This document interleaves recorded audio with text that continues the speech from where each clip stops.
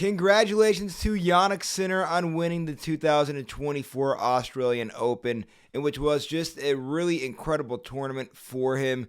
Just the way he went about it, he was dialed in right from round one of this tournament. Really was the best player in this tournament from start to finish, so it was nice to see him win. And the way that he did it, too, really came in spectacular fashion. Obviously, we know what he did in the semifinals, being matched up against Novak Djokovic, the GOAT, the greatest person to ever step foot on the Australian Open courts, as he's won that championship 10 times to go along with his 24 majors, and Sinner dominates him.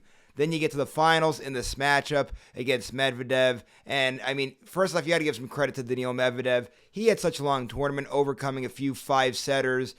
His semifinal matchup against Zverev went 5 sets. He had to come from behind to win that one. A lot of court minutes for him, a lot of court points for him throughout the course of the tournament. The fact that he put on this type of showing, I was actually surprised by, just because of what he had to endure. And then ultimately at the end, it did seem like all those minutes and hours on the courts really seemed to do him in there, because once he lost that momentum, it really did shift to Sinner, and Sinner just seemed to have, to be able to play tennis for days, it seemed like, towards the end there, as Medvedev just seemed to fade away.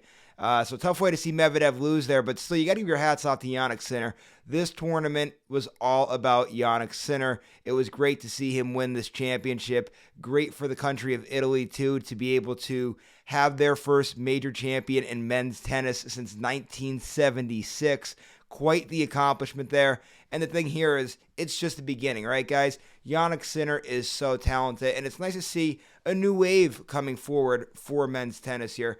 Obviously, we have Carlos Alcaraz, who's now won 2 championships. Add Jannik Sinner to that mix. Everybody was wondering, when are people going to step up and start taking over for the names that we've been seeing for so many years? That time, I believe, is now. So many people, before the start of this season, had Jannik Sinner pegged to win a major championship at some point, and they thought his first Grand Slam would probably come later in the year around the U.S. Open. He came out, he did it already, set a big precedent for this year. Don't forget, he made the Wimbledon semis last year, and he gave Djokovic a good run there in that semifinal matchup.